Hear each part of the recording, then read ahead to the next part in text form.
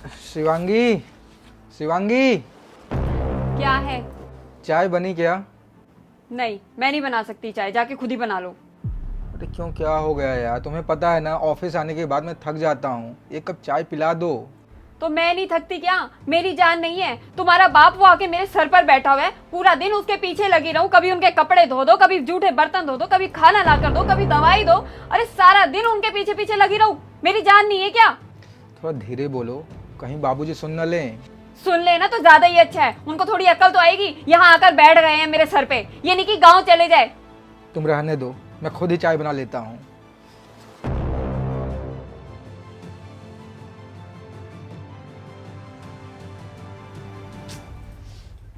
तुम हटो, मैं बनाती हूँ चाय। रहने दो, मैं बना लूँगा।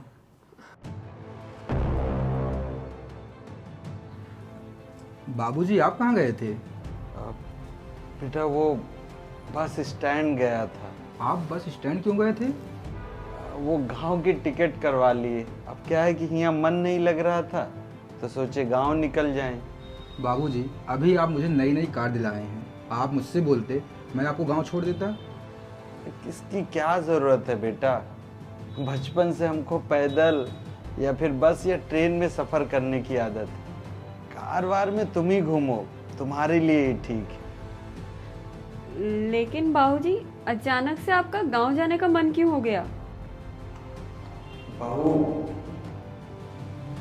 बाप कभी भी बोझ नहीं होता।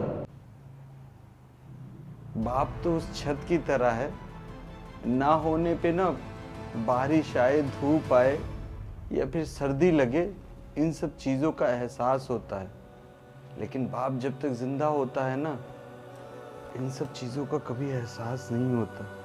हमको आए यहाँ पे 4 दिन भी नहीं हुआ, लेकिन तुम हमें ही लेके हमारे ही बेटे से तुम लड़ रही हो। अरे हम क्या ले लिए तुमसे? 2 टाइम का खाना ही खाते हैं और अपने पोते के साथ हंस बोल लेते हैं। वैसे बहू, हमारा इस दुनिया में कौन है? तुम्हारे और बेटे के अलावा कोई नहीं है। बहू,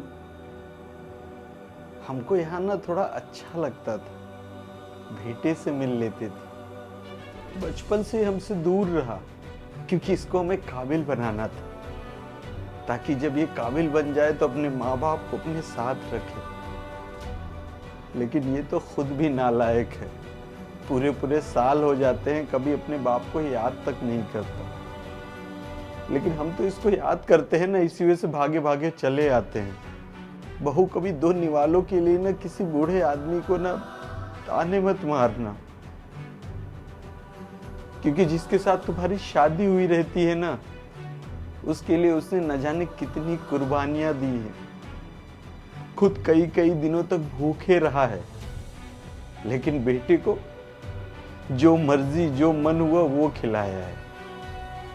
हम तुमको बहू कोई ताना नहीं मार रहे हैं, बस बुजुर्गों की इज्जत करो, क्योंकि कल तुम लोग भी बूढ़े होगे और जिस दिन अपने बच्चों पे बोझ हो जाओगे, तुम्हारे पीठ के पीछे तुम्हारे बच्चे तुम लोगों को बोझ समझेंगे ना, उस दिन बहुत दर्द होगा। हम चलते हैं, खुश रहना दोनों। बाबूजी, हमें माफ़ कर दीजिए, गलती हो गई हमसे, और इसको भी माफ़ कर दीजिए। ठीक है।